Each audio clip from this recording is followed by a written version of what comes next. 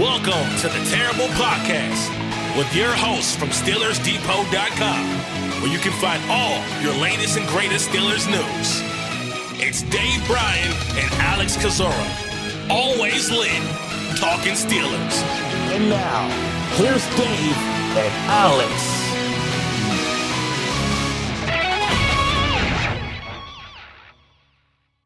Welcome to the Terrible Podcast, Season 15, Episode 158. He's Dave Bryan. I'm Alex Kozora. SteelersDepot.com. Thanks for being back with us this Wednesday. Steelers Nation, Dave, just about 2 weeks away from the start of training camp, and so it is truly the calm before the storm. Omar Khan keeping us busy last week. This week a bit later, but gives us time to really dig into this roster, talk about some 90 and 30 today, some Jalen Ramsey contract information, whatever other trouble we can get ourselves into. Dave, how you doing?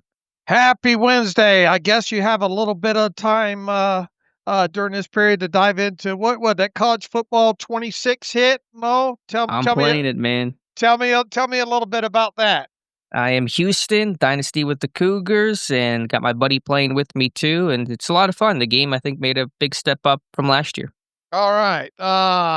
What's the most notable thing in there?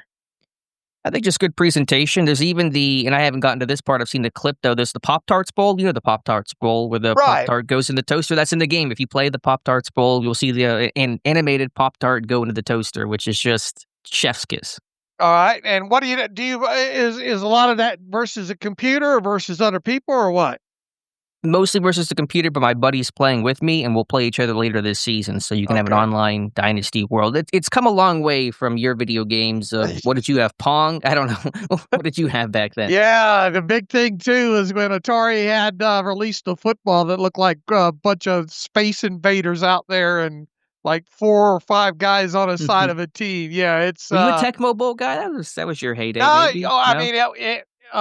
You got to remember, I was having to work for a living. I was having to walk both ways to work in the snow in Florida about that time, uphill and all like that. So even though that was obviously during my growing up, I guess teens and later years.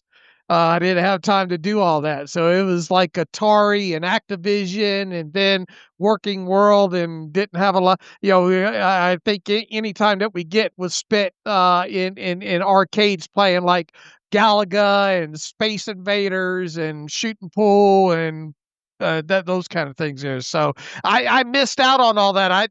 I can't say that I've played Techno Bowl more than maybe twice in my lifetime. All right, we're going to get you on College Football 26. We're going to get you on the sticks there, Dave. All right, let's jump into some Steelers talk here. And again, pretty light day overall. The Omar Khan always wanted to keep us on our toes.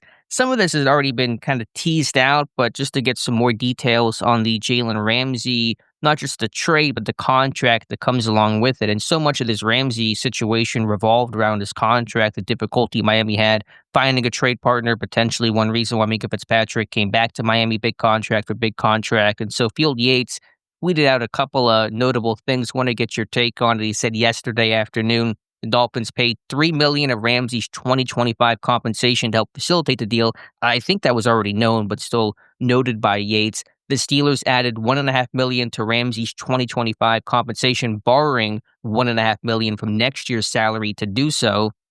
And also noting that Ramsey's $765,000 in per-game roster bonuses in 2026 through 2028 have been converted to base salaries for those years. Pittsburgh hates their in-game or per-game roster bonuses. So, Dave, kind of give us the layman's terms of what all this means.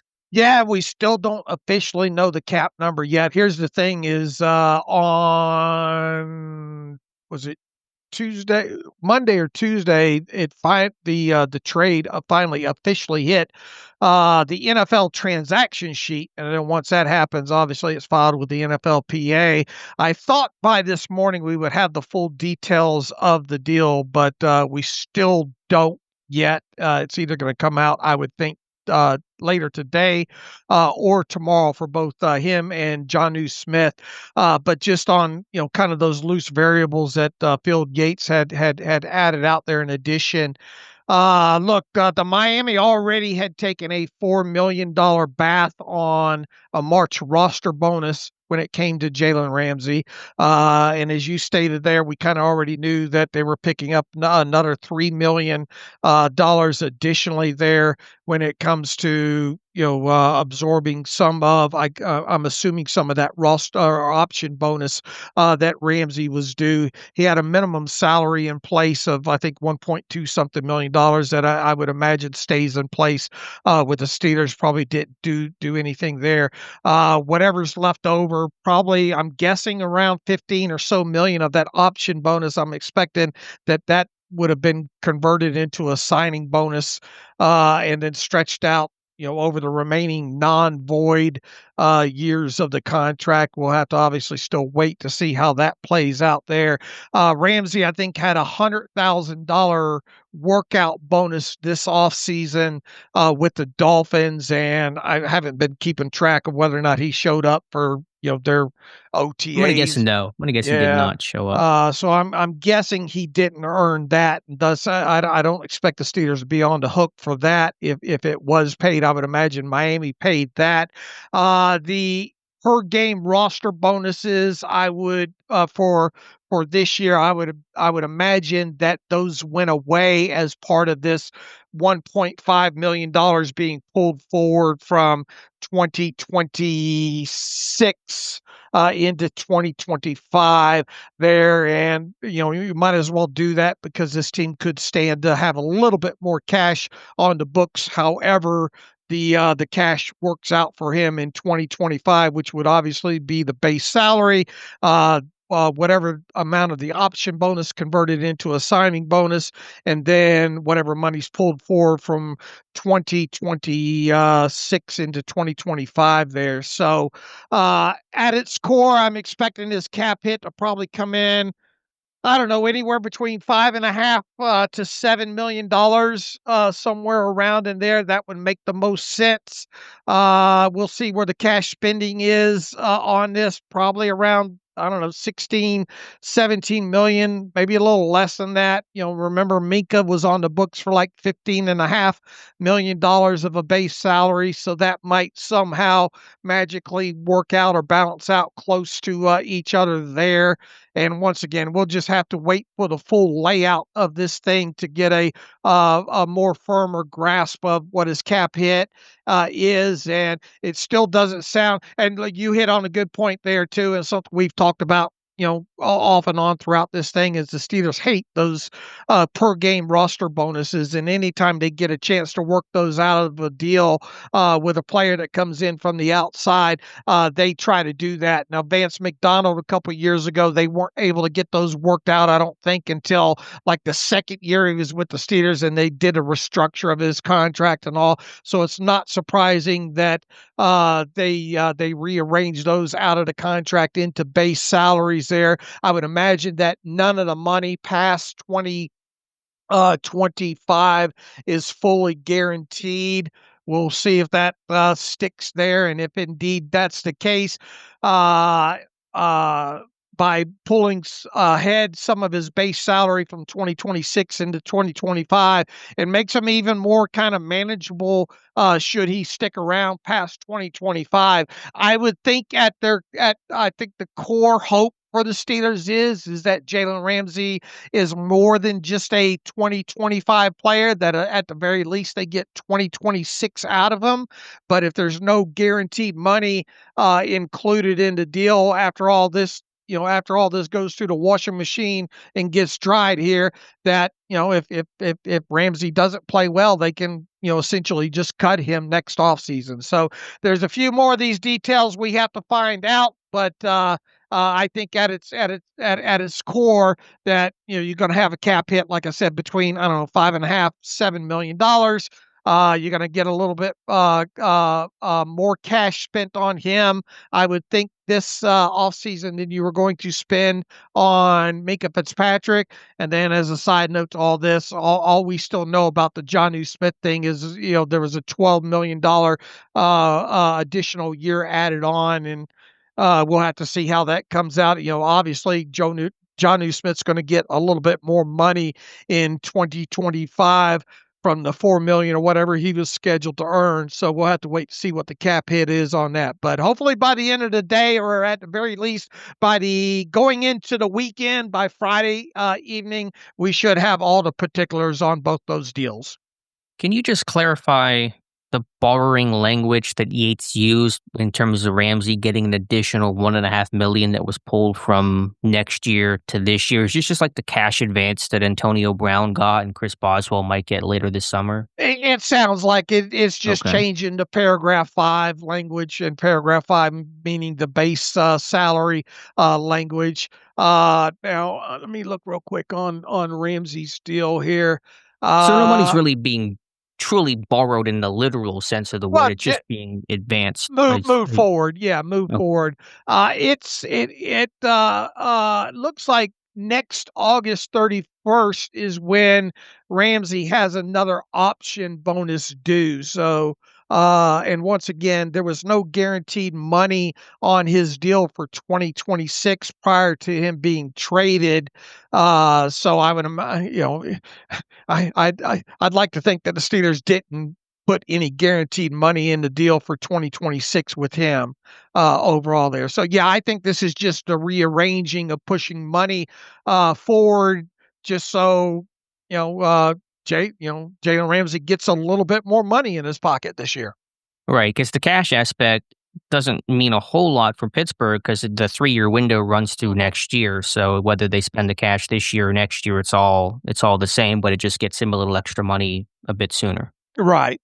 Okay. Especially with her probably not being guaranteed money on the deal next season.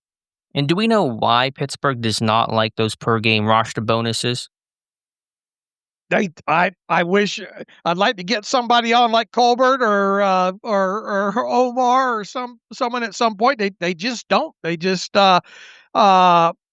I think they just don't want those kind of incentives hanging out there for players, because if you do it for one, you have to do it for multiple guys, I think. And we've seen them stay away from the up to type situations for non-quarterbacks for quite a few years now. Now, obviously, they have incentives in deals. Aaron Rodgers obviously has extra money he can earn this year with incentives, but they normally just do these with quarterbacks and quarterbacks only. And if they do trade for a player that has these in their deals, if they can't work them out initially upon trading for them, the first chance they get during a restructure type process, like was the deal with Vance McDonald years ago, they work those things out. They just don't like the likely to be earned and not likely to be earned elements of contracts, and playtime and production and playoff and all those kind of incentives attached to contracts for whatever reason.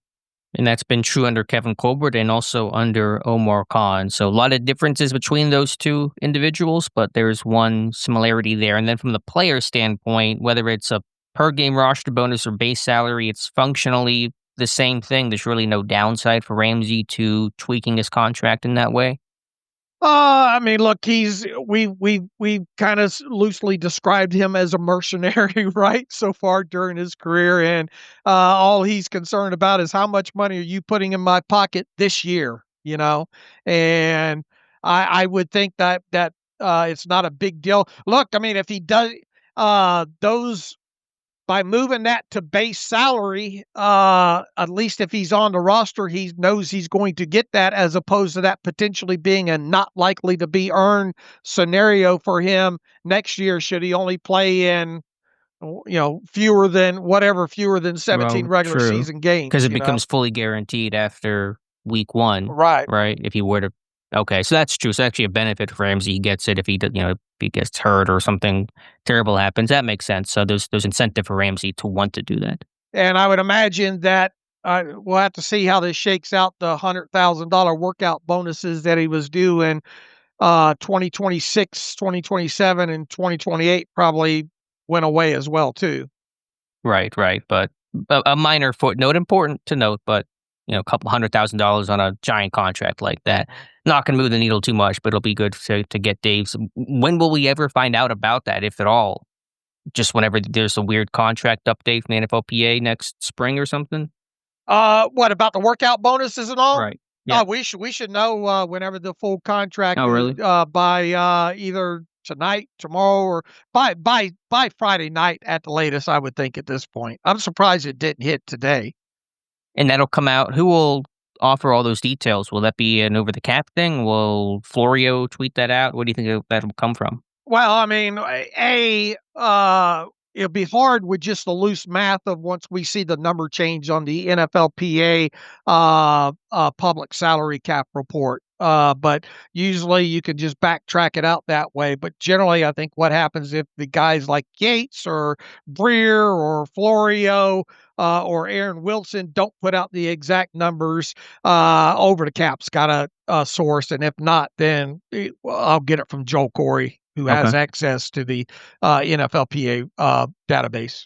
All right, sounds good. Hopefully, we'll talk about it a little bit more on Friday. Other than that, it's been pretty quiet. Ben did have his podcast yesterday. He reacted to the Minka deal. It was his first episode since that. I didn't get to catch every single comment. I was away. So, what are some of the big takeaways that Ben had? Did he like this trade? I know he's still concerned about the culture and losing kind of a culture centerpiece like Minka Fitzpatrick. Yeah, I didn't really get a chance to listen to a lot of it either, due to other things I was doing there. But it was interesting to hear him talk about Will Howard and how he thinks he deserves to split time with Mason this preseason, and think they'd be playing for the backup job. Whoever's better, the better one there is, I think Ben said, would be his number two. So he says that would be the smartest move to do in the preseason, to give those guys, let them battle for the number two spot. That sounds great in theory. Just another instance of him kind of crapping on Mason Rudolph, if you want my honest opinion there. But look, I mean, we've already talked quite a bit about the contract that the Steelers gave Mason Rudolph this past off season, fully guaranteed money of $3 million. I believe that's the cash that Mason will earn, and that's not a lot of cash overall for 2025. So, would it absolutely kill you to have Mason Rudolph be your number three quarterback for 2025 based on what he's set to earn? No. And if Will Howard, and this kind of plays into the conversation you and I had the other day about how much playing time are we expecting Will Howard to get during the preseason here versus Mason Rudolph coming back to an organization with a new offensive coordinator in Arthur Smith. At its core, though, you kind of know what Mason is, what his floor is, what his strengths, what his weaknesses is or are. Do you want to get Mason out there during the preseason? Absolutely, especially with maybe some of these first team guys for just a little bit, and Calvin Austin, who he already knows a little bit about. Obviously, DK Metcalf, and then a few of these other guys, wide receivers, Roman Wilson, Scotty Miller. I mean, who else? Ben Skoranek, Bobby Trees, those guys there. But what my hope is goes back to kind of what we broke down as far as what we think the play count will be for Will Howard. I will be personally disappointed, assuming this offense gets 200 or their 195 to 200 205 offensive snaps during the 3 preseason games. I really would like to see Will Howard play about 90 of those, especially under the assumption that he's not going to win the number 2 job, that at least you get a good set of experience in preseason games for him to look at, to learn from, and those kind of things there. And look, if by chance within the 90 snaps that he plays that he looks damn near flawless, and for whatever reason Mason Rudolph doesn't play, maybe you do slightly consider. But I think it would take a lot I Mhm. mean, a lot. I mean, Mason would have to look absolutely awful, and Will Howard would absolutely have to look great for Will Howard to start the season anything other than the third string emergency, inactive quarterback. The good thing about the new rule and all like that is Will Howard will have a helmet on.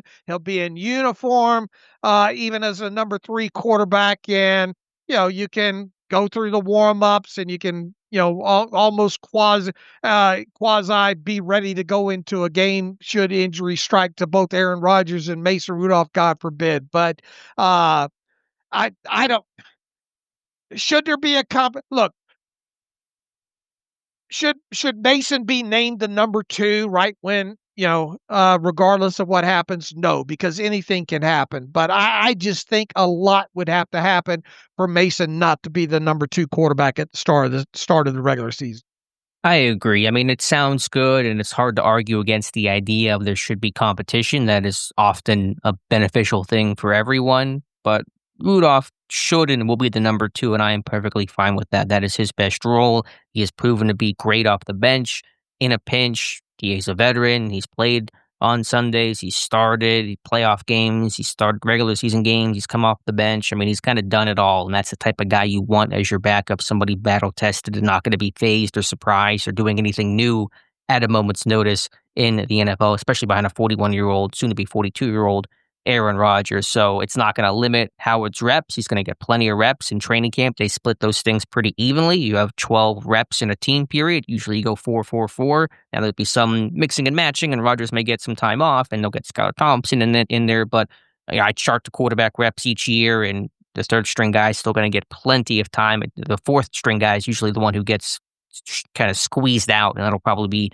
Skylar Thompson getting fewer reps overall. But if Rodgers does get managed and get some time off, then there'll be opportunities for all 3 of those quarterbacks. So it's not really about whether you're running second or third team for Howard. It's just getting the reps and making mistakes and learning from them and growing as a quarterback and getting better each day. And that's going to be the focus, and he'll have a great opportunity for that.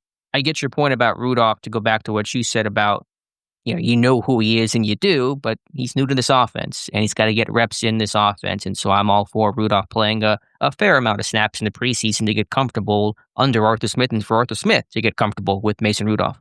Yeah, absolutely. And I would think whatever that ends up being, 50, 60, 70 snaps, obviously should end up being more than Aaron Rodgers gets, but I would be fine with Will Howard out snapping him during the preseason by 20, 30, 40, maybe even 40 snaps or something like that. Look, it's a great problem to have if throughout training camp and the preseason we're talking about, boy, can you believe how great Will Howard's doing in these. But I would imagine at some point we're going to be talking about you in practices and you saying, not the best of days for Will Howard, and conversely, you might be a couple in there that Mason Rudolph doesn't have good practices in there. But it would be a great problem to have that we come out of preseason saying, boy, what a camp and what a preseason Will Howard.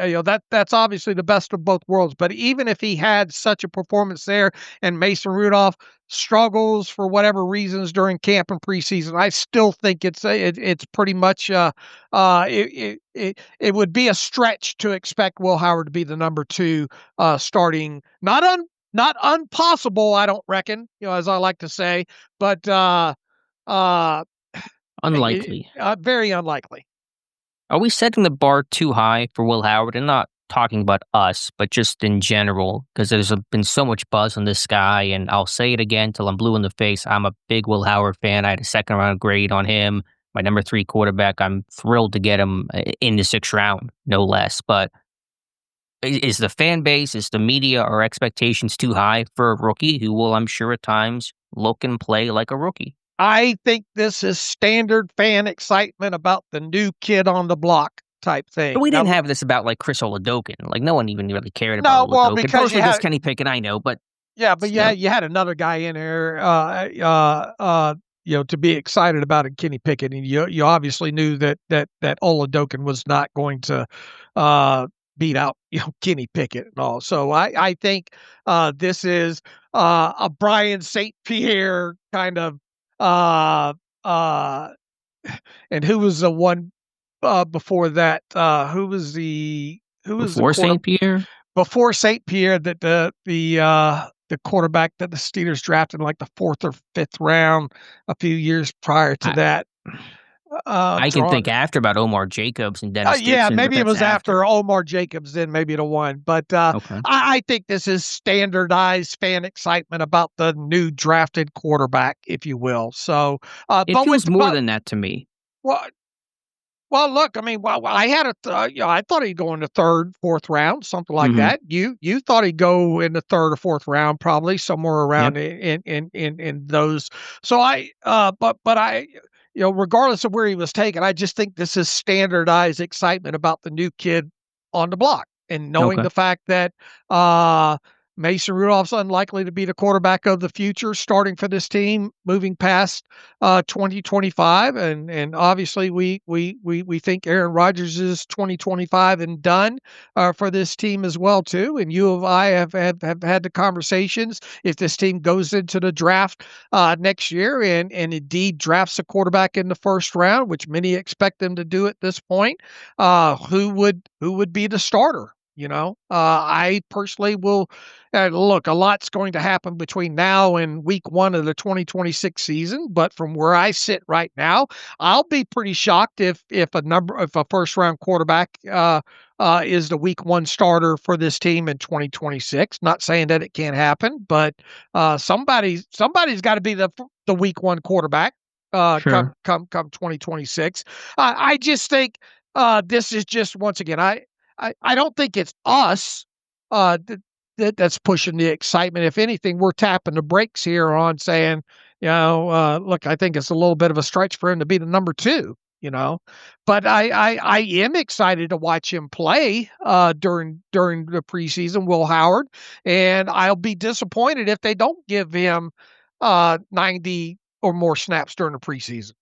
I just want to temper expectations to a degree to understand it's a 6th-round rookie and there's going to be growing pains. There's going to be a bad practice, a bad preseason play or outing, and that's all natural and part of the process. I just don't want everyone to expect this guy to be, he could be the next Tom Brady. Would love to be the case where Howard becomes that starter, even at some point in his career can seriously compete for the job. But I just want to understand not everyone is Tom Brady, much less out of the gate. So just, I don't want to grade on a curve with him, but understand the situation he's in. There's a lot to learn, a lot to grow, and he even had his flaws coming out of Ohio State, and we talked about that. So, there'll be good days and bad days with Will Howard. I mean, I was stunned that Gabriel was drafted before Will Howard.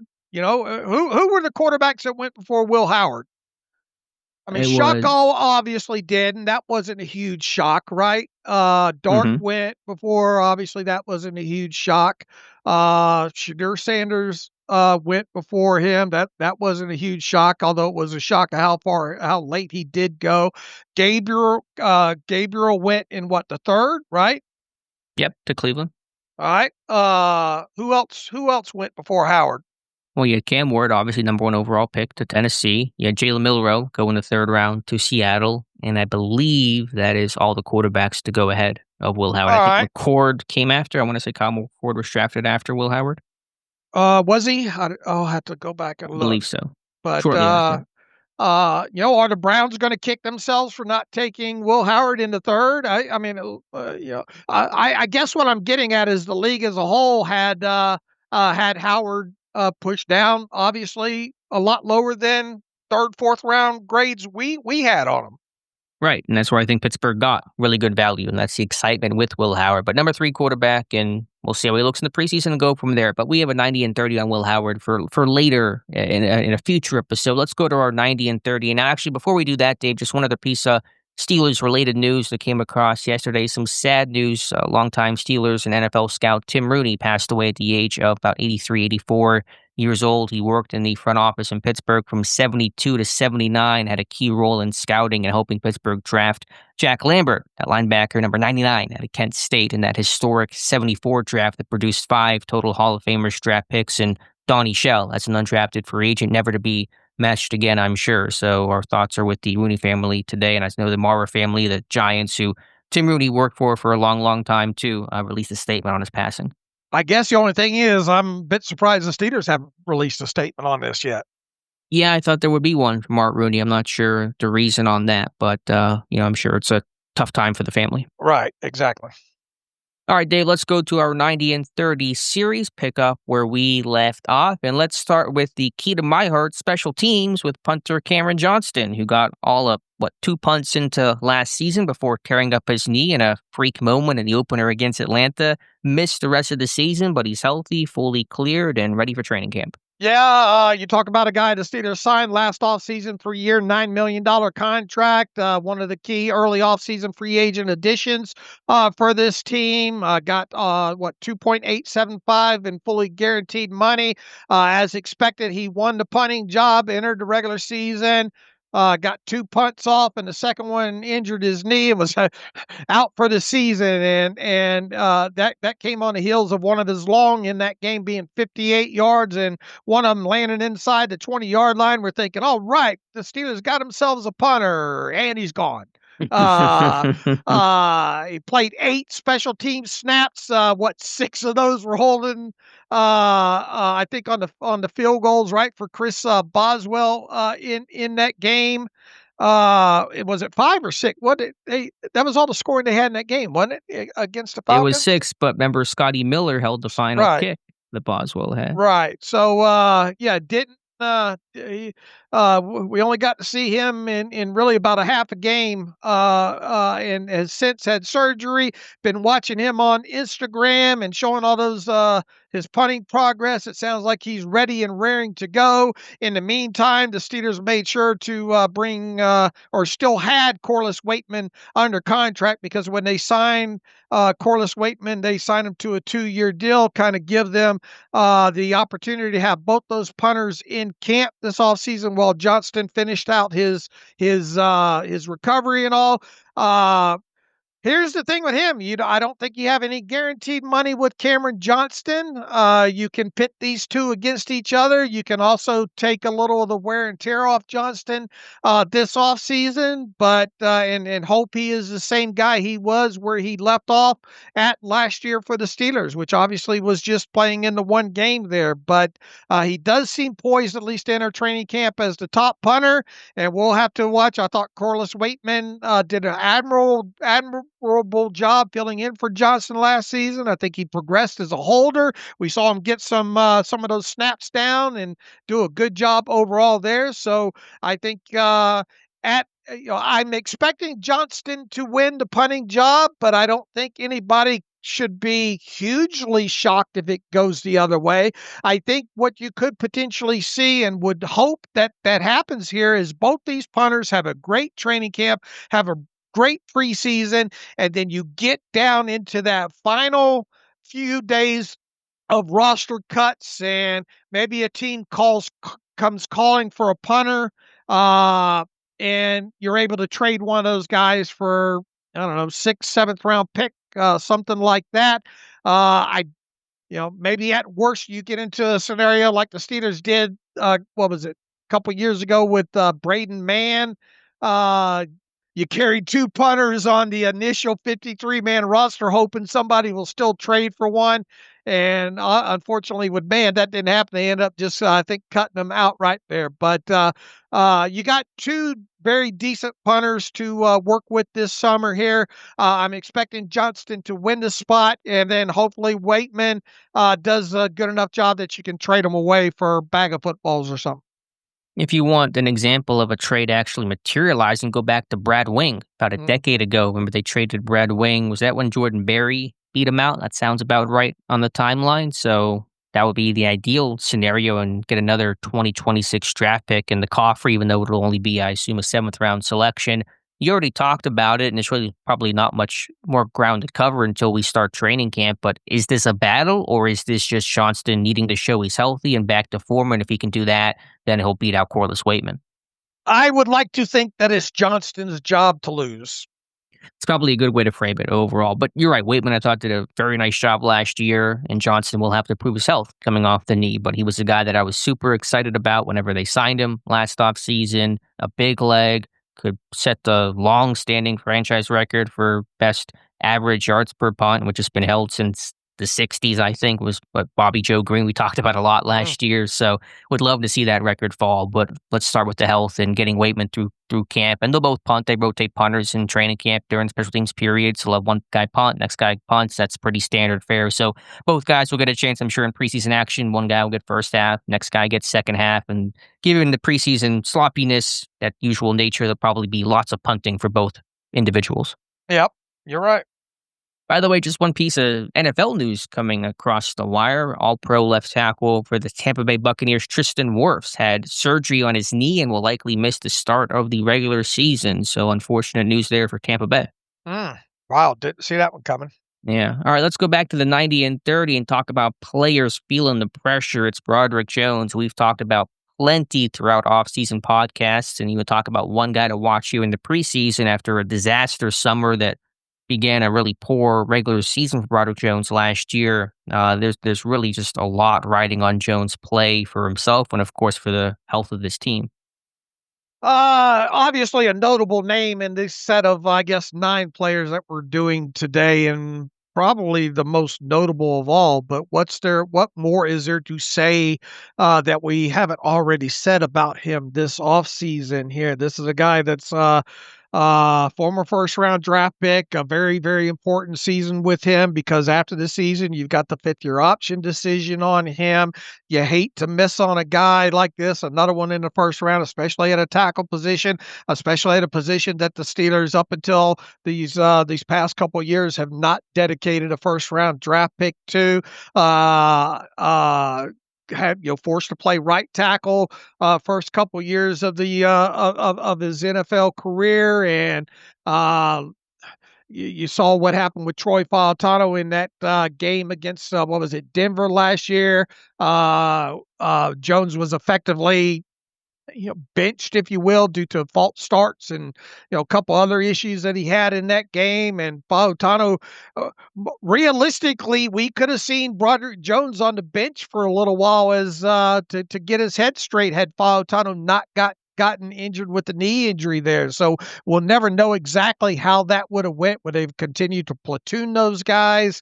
I don't know, but it wasn't looking good for Broderick Jones after those first several series against Denver until Fautano had sustained his knee injury there. But now he goes over to the left side. The position he's more used to playing in college at Georgia there. A lot of expectations with him being a former first-round draft pick. The Steelers obviously let Dan Moore walk off into free agency. You knew that was kind of coming there. They don't have really, at least at this point, very great depth at the tackle position overall. So you're really rolling the dice and saying it's going to be Broderick Jones at left tackle, Troy Fautano at right tackle on an offensive line that we need to see take a huge step forward in 2025. So the proof is going to be in the pudding. You got a new quarterback, obviously, in Aaron Rodgers, and one that really can't sustain a lot of the big hits that we've seen him take, especially last year with the Jets. This running game needs to be better. There have been, talking about a Broderick Jones too last season, and what really was going on with that right arm, how had to wear that brace on the elbow or the arm or whatever for whatever reason. How healthy was he? Did he ever get 100% last year? You talked about the punch and the hand placement, and that needs a lot of work, as does the footwork and all. I mean, it just boils down to this. Broderick Jones needs to take a huge step forward, needs to have a career year. He needs to make the decision easy for the Steelers that, all right, this is a guy that we drafted in the first round. He could be the future at a position. We have no issues with picking up his 5th-year option next March or by the deadline time, I guess, which is what, May 5th or 6th or whatever. Let me ask a Broderick Jones question in a slightly different and hopefully new way. From most impactful to least impactful, rank these three categories of why Broderick Jones has struggled: mentally, physically, or scheme. So when I say physically, I mean technique, is overall play. Mentally, I'm talking about everything above the neck, obviously. Scheme, I'm talking about the Steelers scheme, him playing at right tackle, that kind of stuff. So rank what has been the biggest reason why he struggled last year.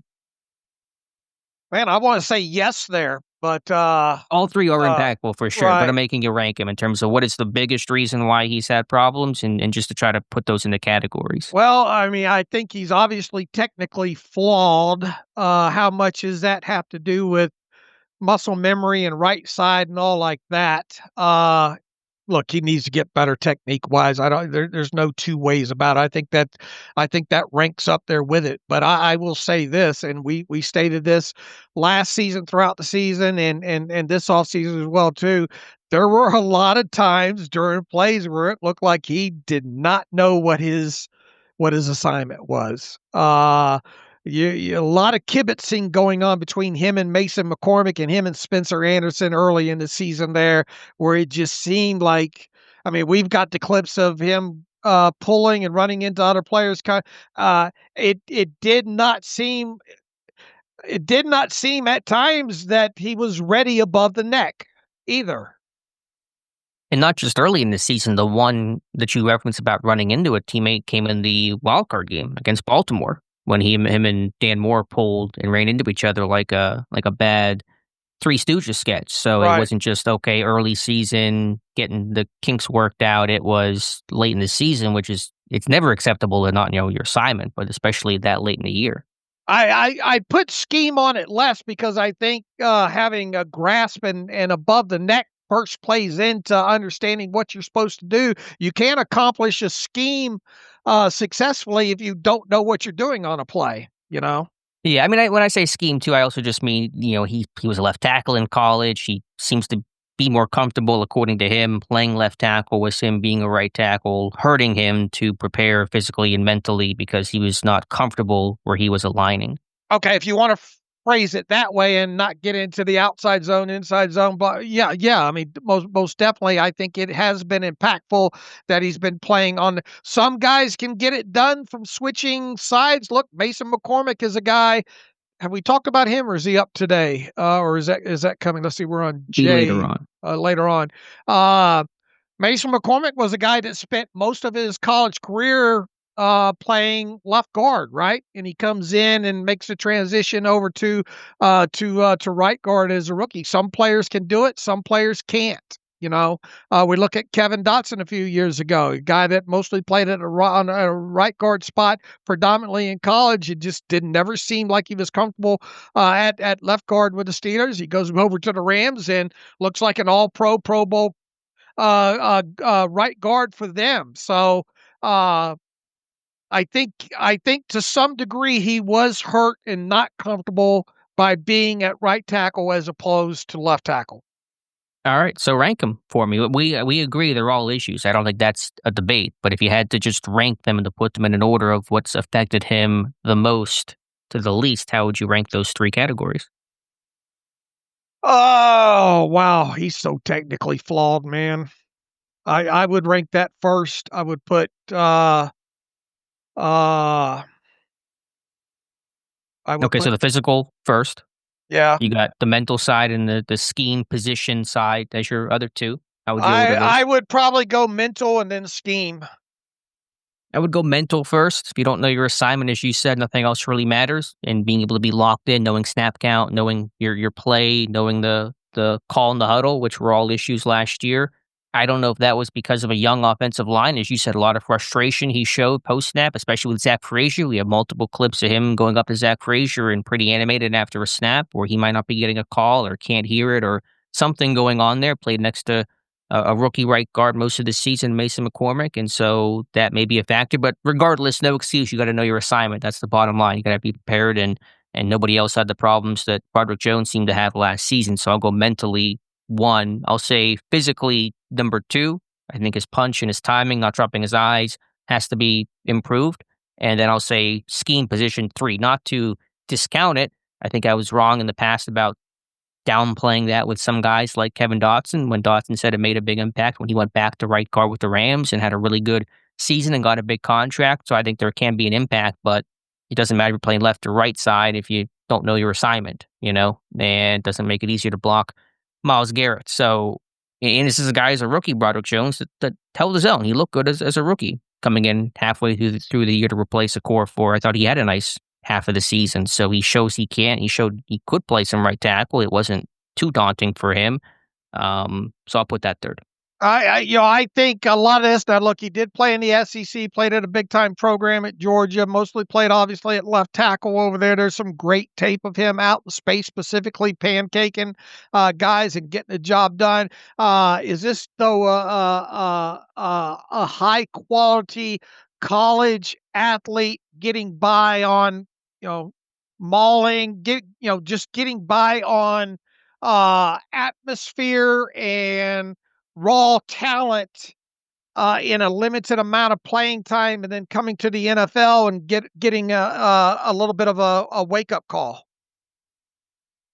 I think my overall view is that he was young and raw and inexperienced, and you would expect growing pains. And the question really is, should there be some patience with these young tackles because they have to grow into their body and mature and be ready for the NFL? We saw Dan Moore get better over time. We've seen young tackles around the league maybe struggle and then improve their play.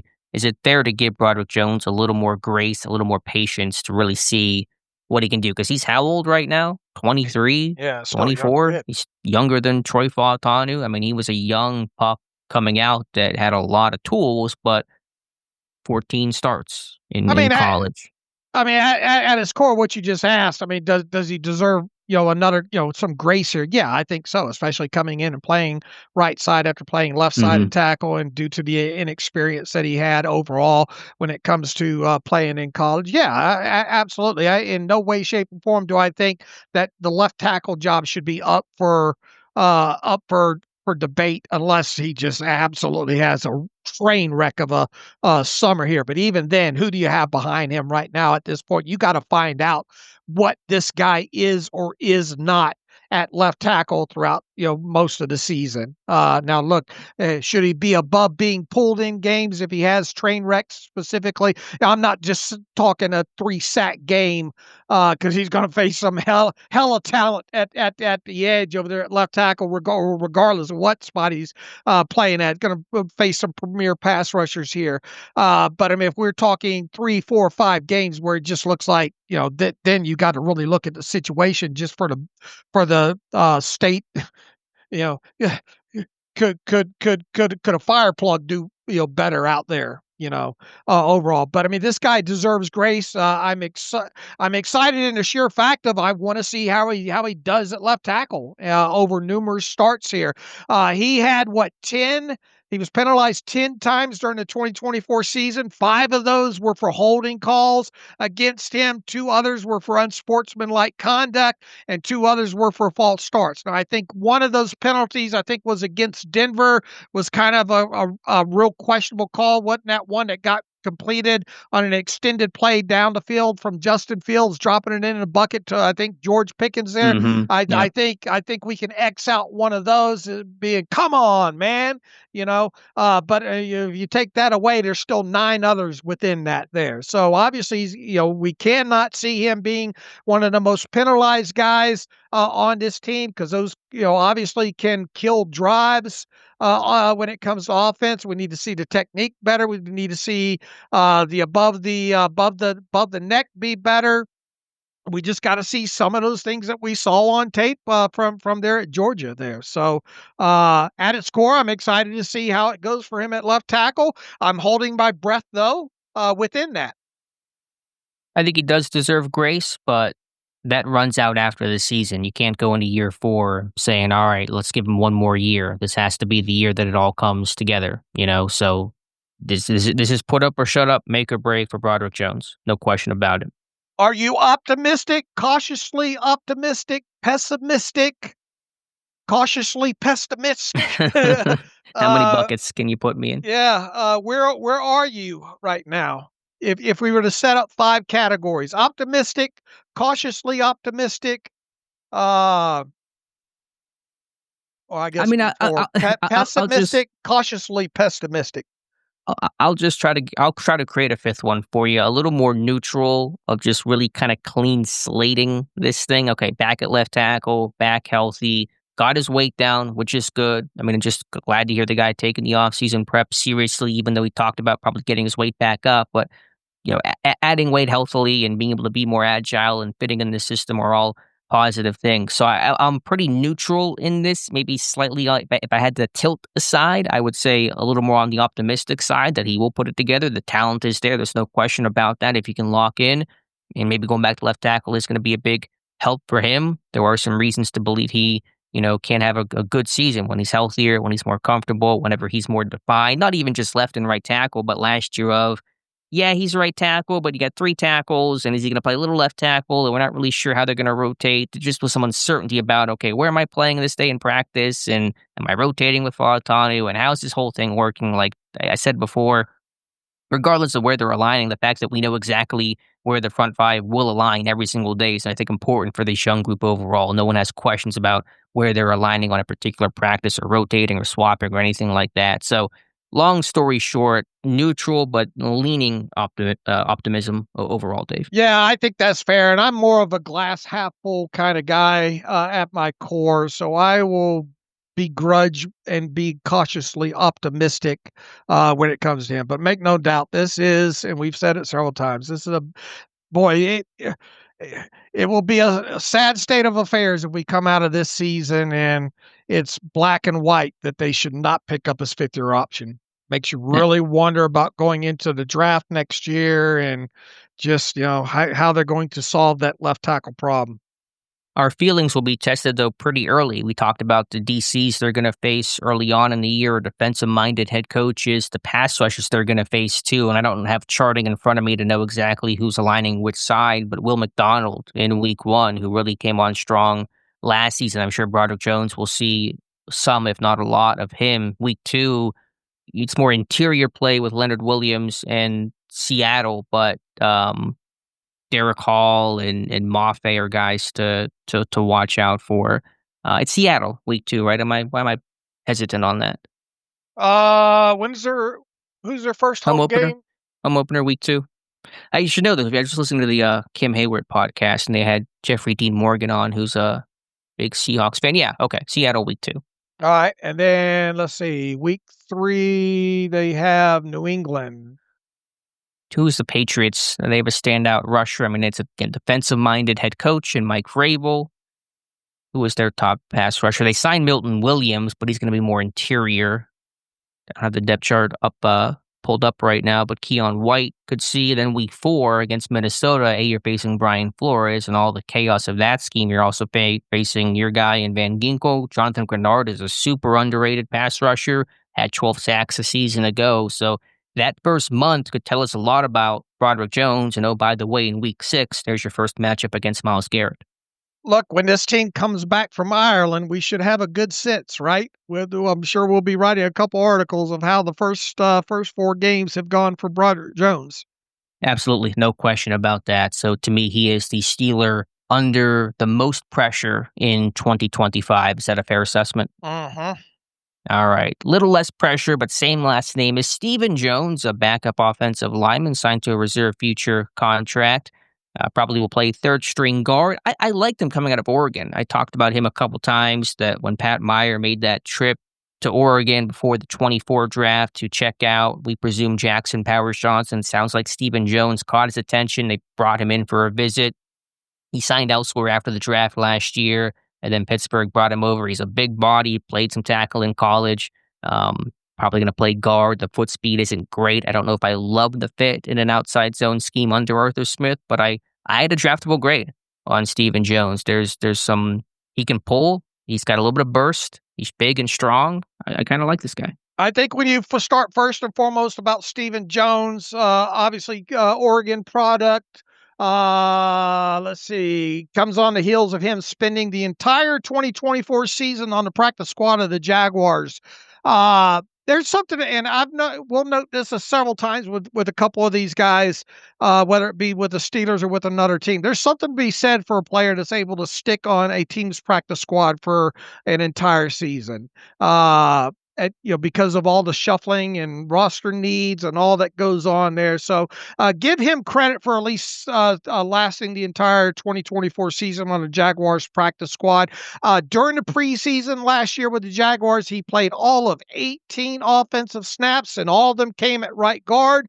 During his college career, he mostly played at right guard. Even so, he did log snaps at both tackle spots as well. He played over 1,800 snaps in college, and that obviously a lot of playing time for an offensive lineman coming out of college. It doesn't pales in comparison to what Mason McCormick played in college there. But according to Pro Football Focus, Stephen Jones was credited with allowing just 4 sacks during his college career and 28 total pressures. Additionally, he was penalized 14 times for his entire college career, which spanned 6 seasons in total. So this is a guy that played a lot of college football, a lot of it at right guard in college, even though he does have the some limited tackle experience, if you will. I would expect Jones to get a lot of reps at right guard. In fact, when we start going through these offensive line sets at training camp, I will be a bit surprised if Jones is not a right guard with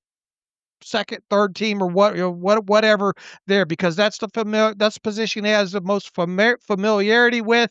I suppose we could see him get some looks at left guard as well too, even though he did not play that position. I don't think any in college. They might just at some point want to see how can he flip sides, but we'll let that come out during the wash of training camp and all like that. I would be a bit surprised if we saw him at any tackle during preseason and training camp there.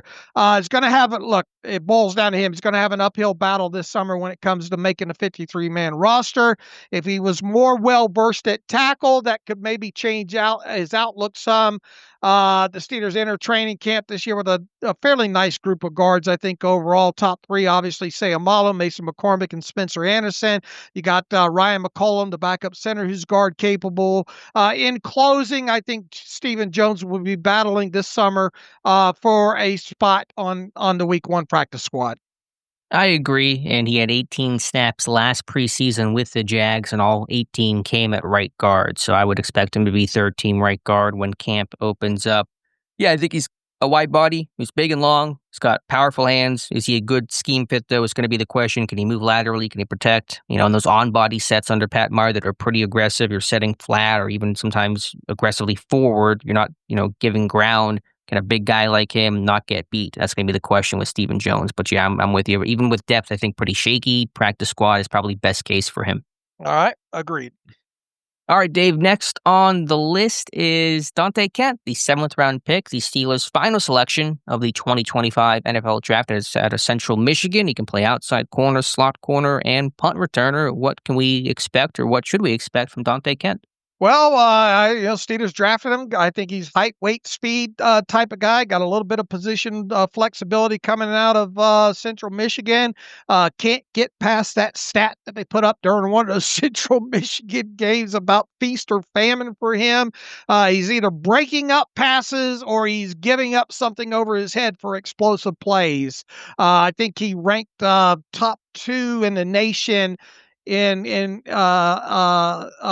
those 2 categories overall. 5'10", 2/8, 187 pounds, 31-inch arms, 8-inch hands, good pro day, 4.38 seconds, a nice jump of 38, a little over 38 inches, broad jump 10'3", short shuttle time is good, 4.38, 3-cone time was not bad, 7.15 seconds, 53 games in college, 171 total tackles, 6 tackles for loss, 1.5 sacks, 2 interceptions, 2 forced fumbles, 46 passes defense that plays into him. He was either breaking up passes or he was giving up explosive plays. Played all over the secondary, log time at outside cornerback, slot cornerback, and even a little bit at free safety. Additionally, got a lot of experience in college and special teams. He'll need some of that this summer. He allowed 169 receptions for over 2,300 yards and 13 touchdowns in college at Central Michigan on 284 targets. He did miss 45 tackles during his college career, so that's something to keep an eye on there as well too. His primary goal this summer should be winning a spot, obviously on a 53-man roster, and it's not going to be easy, especially on the heels of what the Steelers have done in the cornerback room this offseason. Obviously, just recently traded for Ramsey. You went out and signed Slay. You signed Brandon Nichols. You already have Joey Porter Jr., Beanie Bishop, Corey Trice Jr., on the roster, along with James Pierre and Deshaun Jameson and Kyler McMichael, all under contract with the team. To me, he probably projects best as a slot cornerback in the NFL with occasional play on the outside. Well, he did log some playing time in college as a free safety. It wasn't a lot overall. If the plan was to move him to more of a free safety role, which I don't think they will do, but if they did, that conversion would obviously take more than just one off season. Seems ready, willing, and able to play on special teams, so that will help his cause to some degree. I bet Danny Smith has him out there as gunner and jammer to see how he fares out there. I think realistically, and assuming all the top cornerbacks remain healthy this summer, remains to me a strong candidate to open up the regular season on the practice squad. But there is a path to a 53-man roster position for him. But I think a lot of that depends on special teams and whether or not he can maybe be a backup slot, and in addition to that, having not a core role on special teams, but a definitely a punt team role on special teams. Jalen Ramsey trade did not do him any roster favors. An already uphill battle became a little bit tougher. And yeah, I just pulled up the graphic that you referenced, and this was, I think, early in the season, mid-game against Notre Dame, either right before or right after he gave up a long touchdown. But the graphic was, since 2021, Dante Kent ranked first in the FBS with 26 pass breakups, and he was second worst in explosive plays allowed with 33. So it was your classic boom bust guy that has speed and athleticism and some level of ball skills. Not a lot of picks, only a couple interceptions in his career, but a lot of ball production in terms of breaking them up, and was really battle tested, targeted a ton in college, as those numbers I just read off would suggest. His path at special teams, really probably two dogs, one bone, trying to bump James Pierre off this roster. Pierre, an established and good gunner, special teamer, now in that reserve, probably number 5 cornerback type of role, which is exactly where he should be fitting. He should not be next man up, and nor will he be next man up with Brandon Echols and Corey Trice and now Ramsey all in that fold with Slay and Porter. So it's really Kent and Pierre battling for one spot. Yeah, and obviously we'll have to see who else maybe can step up on special teams, but he's going to have Danny Smith's eyes for sure. I think overall, to me, I think it would be either something's gone horribly wrong in the cornerback room, or Kit's had a fantastic summer on special teams. I'm personally, where I sit right now, he's not on wouldn't be on my initial 53-man roster. I have him more slated as a practice squad guy. So anything above that, if he earns a 53-man spot, either some people have gotten hurt or he's been able to take over some of that special teams punt coverage and role.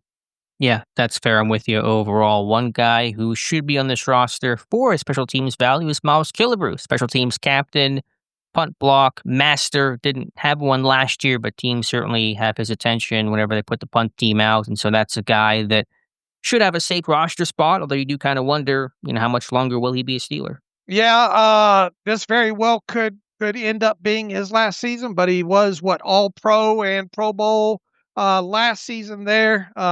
Definitely makes a lot of tackles, 13 total tackles in 2024, with all those coming on special teams.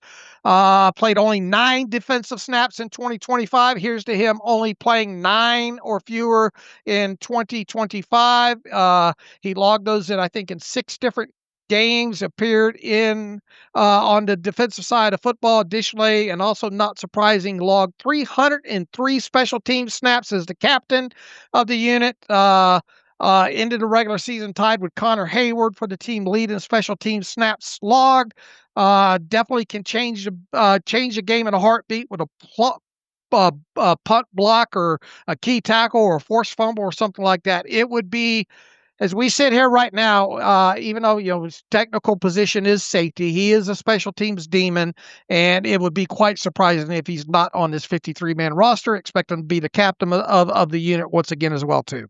Yeah, good dude, good leader, good role, goods across the board for Miles Killebrew. He has played a bit of specialty box safety in the past, but I think Pittsburgh will hope to avoid that in 2025. Right. All right, let's go to long snapper Christian Kuntz, who should make this team. They did add a second long snapper, Pittsburgh did, and Tucker Addington, but we would think that Kuntz's job is safe after what I thought was a pretty good 2024. Yeah, this is another one kind of like we talk about Johnston and Waitman here. It's his job, obviously to lose. There's no guaranteed money attached to him this year. A modest salary overall, if you will. They did bring in somebody. We'll see how long Tucker Addington lasts on this roster.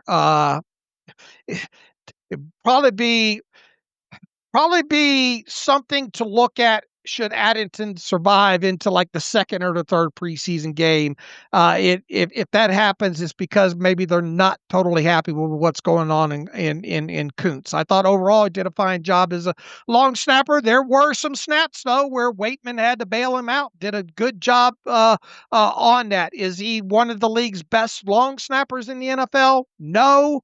But barring him getting injured or having a miserable training camp in preseason, he should retain his job at least one more season.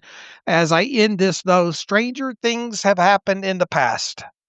Yeah, it is curious. Pittsburgh hasn't always had two long snappers in recent years. I think last year they only went with Christian Kuntz when they signed him to that 3-year extension. So you do wonder kind of what's going on. What's the motivation there? Is that it's not for like a wear and tear kind of thing. Kuntz is 31, but I don't think his body's going to be too beat up by doing some extra snapping in the summer. Let's see that tackle production come up a little bit. Only 2 tackles last year at 4 in 2023. I think Mike Tomlin's rule is 1 tackle every 4 games. That puts you basically at 4 for a season. So if you want one thing to look at and work on, maybe Kuntz getting some more tackles, but that can be dictated by fair catches and opportunities and a bunch of different factors, obviously.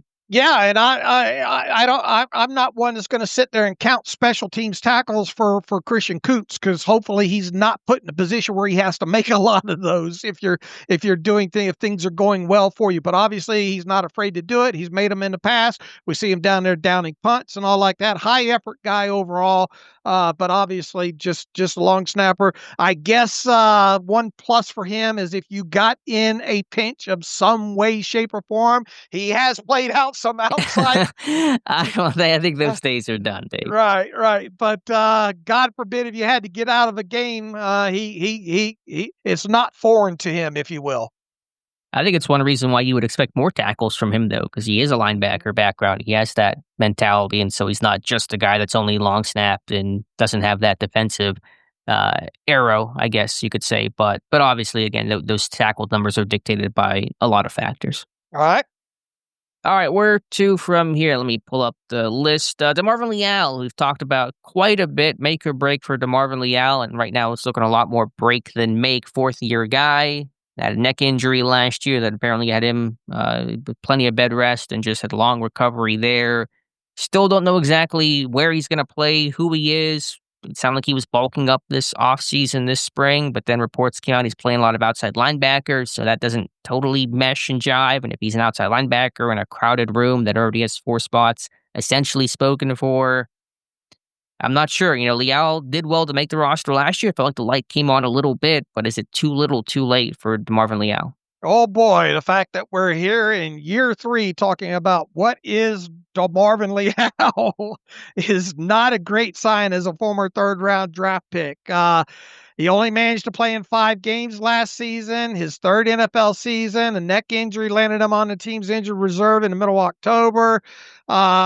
Reportedly said, according to some of the beat writers, that he dealt with a bone spur and scoliosis in the back of his neck in 2024 that required him to spend several weeks on bed rest, in addition to several other weeks with no contact. You hate to hear that, especially what his rookie season had some of that knee injury issue going on there.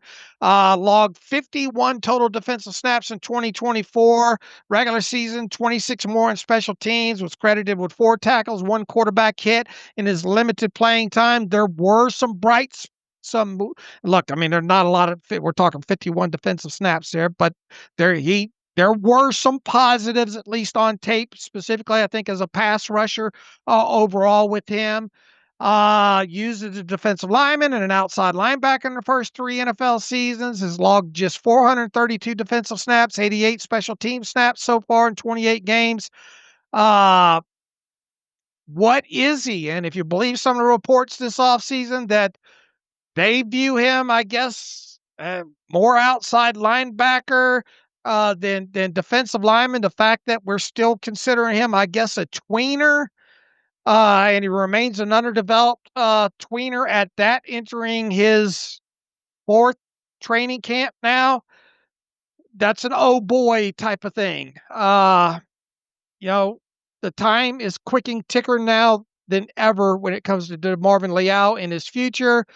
Regardless of what room this guy's in, defensive line, outside linebacker, it's going to be a tough path for him to make the 53-man roster. And if you still got the what is he heading in, and he doesn't make the 53-man roster, is it time just to wash the hands completely with him and go a different direction on the practice squad? Part of that 2022 class where you wonder, should Kevin Colbert have been given the keys? We talk a lot about Kenny Pickett. That's the focus. But Leal, he's a bust, right? As things stand today, that's fair to say that, correct? Yeah, with a 3rd rounder and the amount of games he's missed and us wondering what he is positionally, never going to be great against a run, in my opinion. Where we're hanging our hat on a few bright spots from last season there. There's not, look, I end my my paragraphs with him with keep your fingers crossed that Leal can shift the negative narrative currently attached to him this summer. Just don't hold your breath that he ultimately will. And when I say bust, it doesn't put it all on him. I think Pittsburgh really misused him and really had no idea how to use him. It was a little Sean Davis-like, where he just bounced around a lot of positions. They had this athlete, and they just figured, he'll figure it out. He's a good athlete. And then they never really put together a good plan. He had some injuries, had a meniscus tear his rookie year, the neck injury last year. There were some also previously, talk about, was he preparing correctly and doing the little things? And I think he did a better job of that last year per some reporting. But even if Leal has a nice summer and plays well, where does he fit? How does he make this team with all the other investments added to this front 7, both defensive line and outside linebacker? It is hard just to find the fit, even if he has a year where he can make the case to stick on the 53. Feels like he needs something to happen. And, normally if you're going to put him in an outside linebacker room too, those type of guys, if you're the 5th one, if they keep 5 and he's number 5, have to play some special teams. And even though you got the kickoff shake-up rule with the extra bodies on that, maybe he fits in on that, but it's hard to even see him having much special teams value as a whole. So it really feels like he's just biding his time here. And even, what is one thing that DeMarvin Leal can hang his hat on at this point of his NFL career? Pass rush? No, I don't think there's really any one thing. He was a better run defender early in his career. He's got some tools in his tool belt, but never really found a go-to move, much less a secondary one, and it just hasn't really been healthy. He's, I guess, versatile and baseline athletic. I mean, those are kind of his calling cards, I suppose, if you had to make me choose something. Wasn't a couple of the plays that he made actually pressuring or getting after the quarterback, though, last year? I'd have to go back and watch. There may have been some of that. I know earlier in his career he was doing a better job defeating blocks in the run game. I have some clips of that I talked about. I don't know exactly where his impact, which was still minimal overall, came last season. I just think he's a pretty unrefined player in totality. I think the best way to summarize this is we hope nobody listening to this bought a DeMarvin Leal jersey. And if you haven't, I would not go out and buy one right now. I think, honestly, the best thing for him is to go to a new organization that maybe has a better and clearer idea and path of how to use him, probably a 4-3 defensive end, or I don't know, something like that is probably the best thing for Leal long term. I agree. If he can't make your 53-man roster for whatever reason, and it doesn't feel like he is, I don't even think you waste your time with him on the practice squad. Let's go to Logan Lee in his second year. That rookie season wiped out by calf injury that got him on IR and never came off of it. He practiced late in the year, so he got some reps, but limited body of work on former 6th-round pick Logan Lee, Dave. Yeah, and this is another one of how are they going to use him this year during training camp and the preseason. Played 40 snaps on defense during the preseason last year and 11 more on special teams. 29 of those snaps, I think, at nose tackle we charted. That was a bit surprising due to him mostly playing college snaps in the B gap. He did, however, log 243 snaps in college lined up in the A gap. Not a lot really in those snaps to really talk about, I don't think, overall from last year's preseason. The Steelers obviously have shaken up their defensive line this offseason. 2 draft picks in Derek Harmon and Waya Black. Went out and added Daniel Quale to the room. Isaiah Loudermilk was re-signed during the offseason. The rest of the defensive line depth chart fills up quickly, and Cam Hayward, Keanu Benton, Dean Lowry's probably not long for this roster. Asese Otomoe, Mayo, Dominic Davis, Jacob Slade, kind of all seemed afterthoughts there. DeMarvin Leal, who we just talked about, could he, might he, maybe not figure into that defensive line room. There is a potential for a roster spot here. Will this team keep 6 defensive linemen? Will they keep 7? It feels like they're going to have to keep 7 maybe for Lee to make it, but I think he could squeeze in there. He is, and has always been since the moment I turned on the tape of him ahead of was it the East West or Senior Bowl? I forget which one. Coming out of college at Iowa, sand in the pants guy. Want to see him play with more sand in his pants, regardless of where they put him during training camp in the preseason. I will be interested to see if he is considered more nose tackle or if they put him at defensive tackle, defensive end. Just interested to see what the Steelers think about him coming into training camp. I hope it's more defensive end than nose tackle. It felt miscast and injury rush. That's when Braden Fehoko went down as the 3rd team nose tackle in camp last year with a shoulder injury, and then Lee kicked inside to nose tackle to finish out training camp in the summer. And just, he's not a nose tackle. He's not, bulky enough. He's not stout enough to really take on, absorb those double teams. He's better defensive end, a little more one gap, a little more penetrate, get upfield, make some plays. Not a tremendous athlete, but that's kind of the better ways he won throughout his Iowa career. So yeah, he's in that mix. He's there to raise the floor of the room. He'll work hard. He'll chase the ball.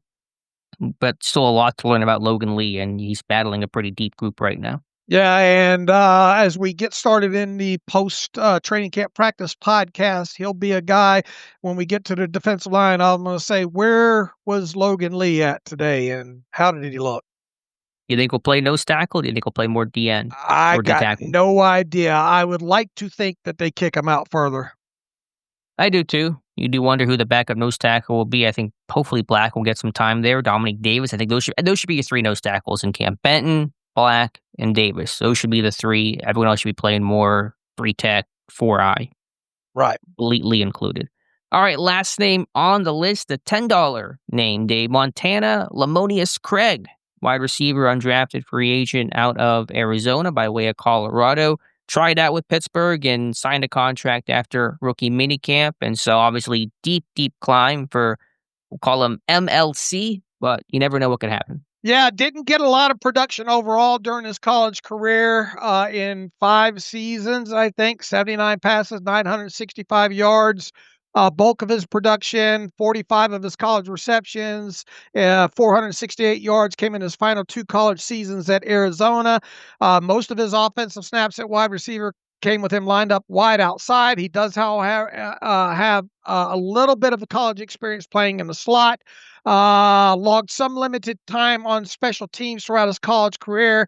Not a great RAS score coming out of college.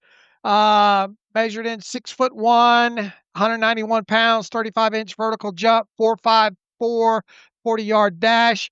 I think this is one of those situations that the fact that he did enough as a tryout player during the Steelers rookie minicamp this year to warrant being signed by the team is at least impressive in and of itself.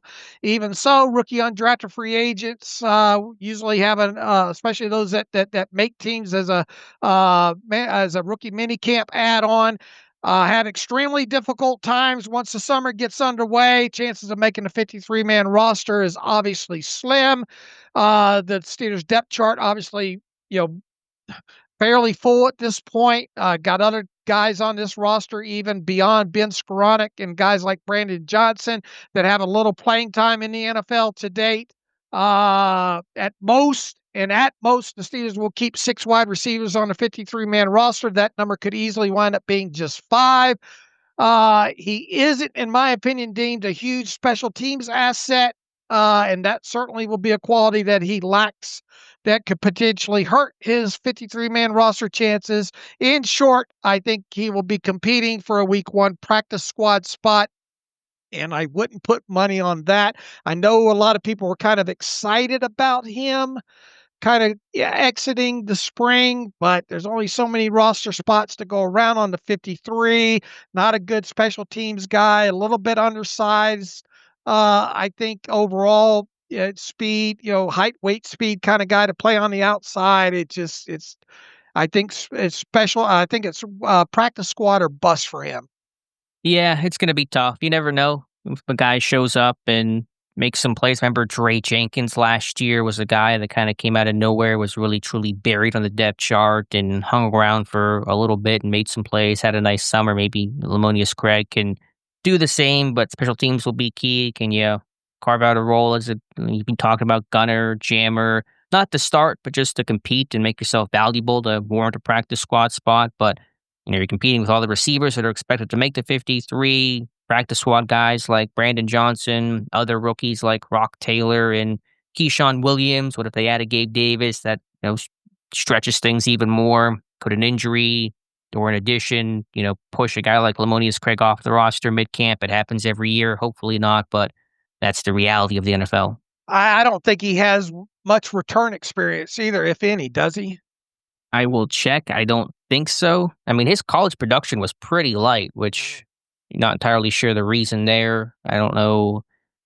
I mean, he was in Arizona last year, right? He started at Colorado and then went to Arizona. The last 2 seasons, I think, was at Arizona, right? Yeah, he was. And less than 300 yards in each year. I mean, they had, decent quarterback play. Obviously, McMillan was gobbling up a lot of targets there, but Arizona weren't a great team, I don't think, but still had a passing offense. Never had more than 359 yards receiving in a single season. Return work, I'm not seeing anything on that. So, yeah, the resume is pretty light with Lemonious-Craig, but something happened for him to impress, obviously, to be on the roster right now. And didn't he get to work with Hines Ward last year? Is that right? No, that's Arizona No, it's Arizona State. Right. Yeah, the Sun Devils. Yeah. So, yeah, not entirely sure the path there, but we'll certainly treat all these guys fairly, and we'll talk about him come training camp. All right. He's got to maximize his reps. The guy that's not getting a lot of time, he's got to maximize whatever opportunity he gets. Yeah, this is a guy that's going to get playing time late in preseason games, and you better not drop a pass for sure. Exactly. Even in practice, the reps, catch a pass, don't false start, know your assignment, do the little things well because you need to hang around. All right. All right, Dave, that's going to wrap up this edition of 90 and 30. We'll get to some more in Friday's show. One last thing I want to mention before we get to a couple emails. The Steelers are teasing this photo, July 21st. The graphic is very pretty. It says forged and some questions in speculation about what that could mean. We're pretty confident, Dave, that's going to be the date of the new jersey reveal, or I keep saying new, it's the oxymoron of the new throwbacks that they're going to wear, the gold helmets, and there's been some pretty good reporting on that from, I forget the source, I apologize, I would mention it otherwise, but there was a report that came out the 21st will be when Pittsburgh will announce their new throwbacks. Something logos or something, wasn't it? Yeah, I let me look it up here because I want to give the guy credit. His last name I think was Lind, but give me a little filler here. I mean, that's probably the expectation. Logos or something like that. The guy has a pretty good pulse on helmets and alternate jerseys around the NFL. So yeah, I'd like to give him a shout out if you find it. Yeah, I think I just found the article. Andrew Lynn from Sports Logos, and he's been, as you said, on top of not just Pittsburgh, but all the jersey changes. I know Washington and the Saints just revealed some new helmets and jerseys today.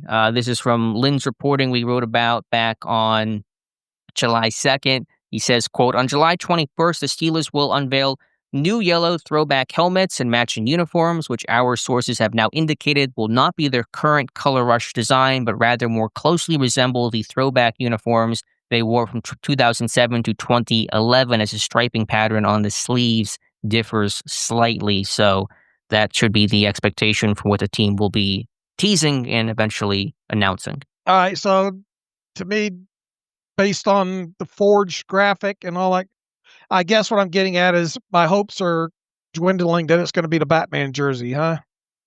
Yeah, it doesn't look like you'll get your wish on that one, unfortunately. Right.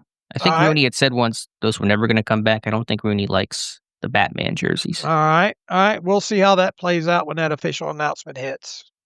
All right, Dave, let's get to some Rooter emails and close out today's show. All right, let's start one with Taylor Carpenter. I'm finally settling in after a wild trade bonanza. I have an exercise for you guys. List the starting outside corners in the NFL that are better than Jalen Ramsey. Afterwards, try and convince me that Jalen is going to make a move to safety. Spoiler alert, not going to happen. I think this exercise may shed some light on why the Steelers made the trade. I don't think you're going to be able to come up with many, if any, corners that are currently better than Ramsey pound for pound. We're not going to have time to go through an exercise and all like that.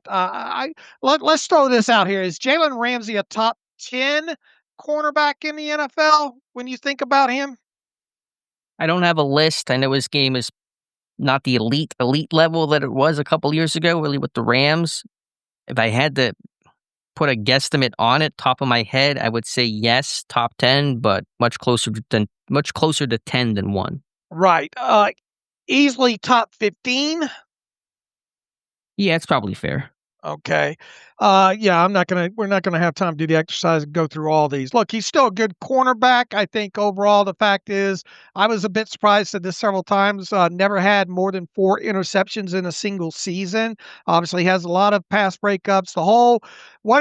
The whole safety thing is going to continue to be a topic of conversation even as we get into training camp, I suppose, there. But it feels like they got this guy to play more outside, more slot than anything else. Mike, you see him rotate and occasionally, and I know Ramsey's come out and say later on in his career he has no issue moving to safety and all. But I mean, if you're honestly going to have this guy be your starting free safety in 2025, aren't you going to do that right out of the chute in day one of training camp and try to make that work throughout the preseason and all? Sure, you would see it right away. I mean, I think he's going to play obviously more corner than safety. I just want to see Pittsburgh's base 3-4. Who are your 4 DBs? Is it going to be only 2 corners and Thornhill and Elliott?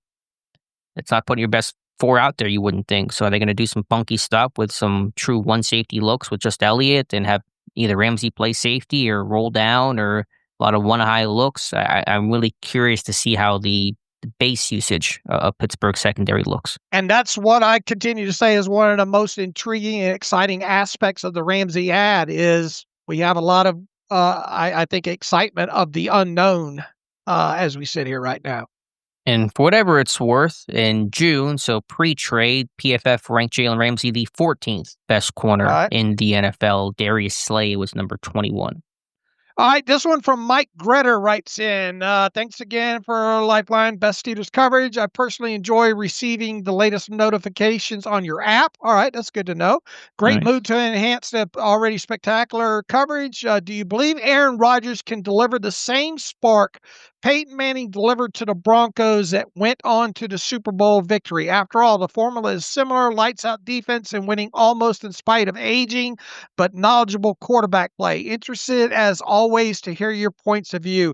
Mike, I tell you what, if he puts up the stats that and throws the football the way Peyton did that year, what he coming off of that neck incision and all that.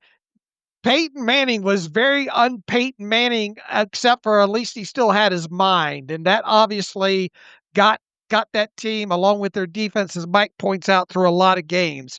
I would be disappointed if the overall throwing and the actual execution and was equal to what Peyton was not great that year, but he did have the above the neck aspect of that, and I'm expecting that same thing from Aaron Rodgers. So I guess what he's saying here is, can he deliver the same spark Peyton Manning delivered to the Broncos? Look, Super Bowl victory out there, putting that out there is out there. I mean, I think on a game per game basis, as far as the above the neck and as far as the ability, I'm expecting that to be equal to or not above what Peyton Manning put up that year. Now, whether or not, I think obviously the defense is going to play a role in this running game, yada, yada. But I'm expecting a better version of Peyton Manning in whatever year that was. Well, yeah, the thing is, it was a couple years in Denver. His first 3 years, he was excellent. I mean, he threw 55 touchdowns as a 37-year-old quarterback in 2013. The year you're referring to is 2015, when he was horrific and couldn't throw the ball and clearly was cooked. I mean, he threw 9 touchdowns and 17 interceptions in the regular season in 2015 when he was 39. Now he got healthy for the playoffs, and they beat Pittsburgh in the playoffs. The Fitz fumble and Peyton playing possum, but I think the point was, okay, quarterback play that was good enough and a really good defense that led the way. Can that be the same formula? Yeah, I think that is the formula. An offense that is average, a defense that is top 10, a team that's capable of winning close games, as historically Pittsburgh has been under Mike Tomlin. No team has won more one-possession games or has a higher winning percentage in one-score games than the Pittsburgh Steelers since Tomlin took over in 2007. I think that's the plan, sure, but it's tough to compare. We hear the comparisons. Can Rodgers beat Tom Brady? I think that's asking too much. Will Rodgers be better than 2015 Peyton Manning? I think comfortably so. Something in between. Right. So, the way he has this worded is Peyton Manning delivered to the Broncos that went on to the Super Bowl victory. So I'm taking that season in verbatim there, even though he doesn't really spell it out that way. I think he could be better than Peyton was that year. Yeah, because Peyton really was not a catalyst in that year. He was really a liability in that season. So I get the point overall. We can compare it to any quarterback. We're just going to take it for what it is week by week. The comparisons just really don't matter. And I still talk about the play. This offensive line is really dictating a lot about how Rodgers performs, how this offense performs, and of course, by extension, how this team performs. All right, let me see if I got some older ones in here we haven't hit. Let's see. Do you mind merch store? I think we already. We had a question about that. Yeah, I think we answered that. Nothing else people push forward, I don't think. I know we're missing some older ones in here, but I'd asked people to push some of these up, and I think we're about hour and 45 minutes or so. So I think we got a couple of those emails answered. And once again, if you had one sitting in the hopper and we didn't get to it because of several episodes, me being out for one and us having guests on with the AFC North guys last week, and I'll apologize for that. I don't know how many emails we'll get on the Friday show because Alex is taking some well-deserved time off on Friday. So I'm going to have one of, I don't know, it might be multiple of them, either Joe Clark, Ross McCorkle, Josh Carney, one of those guys, or maybe multiple of those guys on the Friday show there. So we'll figure out some interesting things to talk about in there. Send those emails just in case we have some extra time to get to them overall. What else do we have to add to close out this show? What? And you're going to go get a haircut or something on Friday, right? Yeah, today gonna get a new haircut. I'm a little nervous. How's it gonna go? Who the heck knows? But this is why we do audio format for many reasons, and that's probably one of them. Let me end it on this day. Let me warm you up for our Steelers Depot 4th trivia Jeopardy episode, which I'm very excited for you to be a part of. I was looking at Peyton Manning's career stat line. He had an adjusted net yards per passing attempt of 7.17 for his career. There are 9 other quarterbacks in NFL history with an adjusted net yards per passing attempt of 7 or better, ones with at least 1,000 passes. How many other quarterbacks can you name that had an adjusted net yards per passing attempt career higher than 7? Manning is one of them, of course. Oh, wow. In other words, they're retired now, right? I can't tell you if they're retired or not, but there are 10 in total for their career with at least 1,000 passing attempts, and we're not going off of super small sample sizes. Can you name? Well, Purdy's career is higher than that right now, right? You tell me. You're the one answering. I mean, I think so. Yes, I think yes, sir. He is number 1. He has a career of 8.07, which is insane. And I know that because I follow that stat and all, and I've known that what a good job he's done in that area there. I want to say Mahomes is 1. Mahomes is 1. Is 7.51. All right. How many in total am I looking for here? There's 10 in total. We've talked about Peyton Manning. You named Purdy. You named Mahomes, and so you have what? 7 left. Ben's over that, I think. Ben is not. Ben is not over 7. Rodgers. Rodgers is 1, 7.25. Would love to see that this year. Don't think it's going to happen. Brady's got to be over that. Brady, not dramatically. He is 9th on the list, but he is there at 7.06. Eli? Eli is not. Only one Manning brother. Damn. I'm rattling my head. I'll give you a hint. There's another active quarterback that has it. Mahomes is 1. Oh, wait, is Rivers one of them? Rivers is not one of them, no. All right, there's one other active one? Yes, you've gotten 2 of the 3 3 of the 4. We've got Purdy, Mahomes, Rodgers. There's another active quarterback. What about Dak? Not Dak. Oh, I'm drawing a blank here. I'm trying to... He's you see him quite a bit as a Steelers fan, this quarterback. Flacco? No. Close. Oh, Lamar. Lamar Jackson, 4th all time at 7.26, right ahead of Rodgers. I probably that's interesting there. He's obviously become a better passer over the years. You want to take a crack at any of the other? I don't know how many are left here. Rattle them all off. 4. All right, the top 10. We'll do a David Letterman style top 10 of adjusted net yards per passing attempt in their career. Brock Purdy, number 1. Number 2, Otto Graham, former Cleveland Brown. Otto Graham. That says something for the time that he played in. Oh, yeah. It says a lot for sure. They did throw deep more often back then, but still really impressive overall. Mahomes is 3rd. Lamar is 4th. Rodgers is 5th. Manning is 6th. Here's one, another old school name. Norm Van Brocklin at 7.11. He is 7th. How many games did he play? Do you know? 140. Okay. Norm Van Brocklin did. I would have never guessed that. Yeah. 9th is Tom Brady. The 2 that you didn't get, more modern era. Number 8, Drew Brees. Okay. 7.10. And then number 10, Tony Romo at 7.03. So you did a good job. All right. That's interesting. Hopefully those type of questions won't be on to Jeopardy.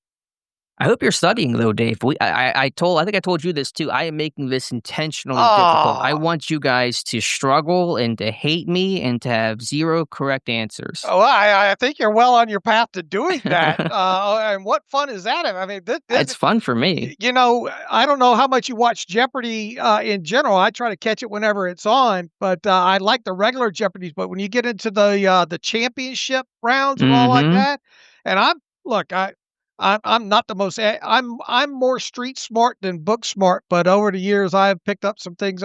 I can hang with the regular episode of Jeopardy and get fair share of those questions right. But when it gets to like the championship round or the Masters or whatever like that, man, that I'm flailing. When it comes to Okay.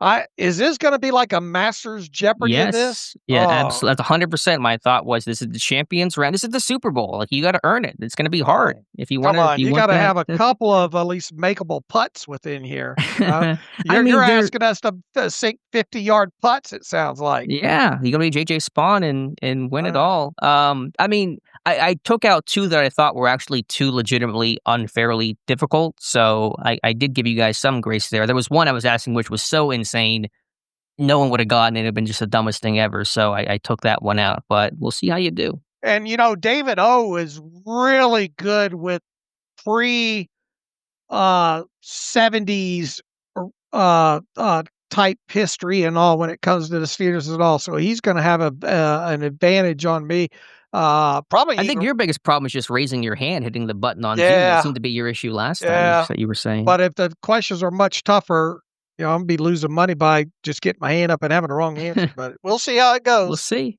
We'll see. All right, Dave, let's get out of here. All right. In the meantime, you can follow me on Twitter/X at Steelers Depot. Follow Alex Kozora at Alex_Kozora. How about throw suggestions at Alex_Kozora, the type of haircut that he should have? That would be fun. Follow the show at Terrible Podcast. Email the show, theterriblepodcast@gmail.com. If you like what we're doing, want to donate to the cause, SteelersDepot.com. Hit the donate button. Also, if you like an ad-free version of the site, SteelersDepot.com. Hit the ad-free button. Follow the directions that way. We have an app on the iOS platform you can download for the site as well too. So until Friday, and without Alex on Friday as well too, as always, thanks for listening to the Terrible Podcast with Dave and Alex.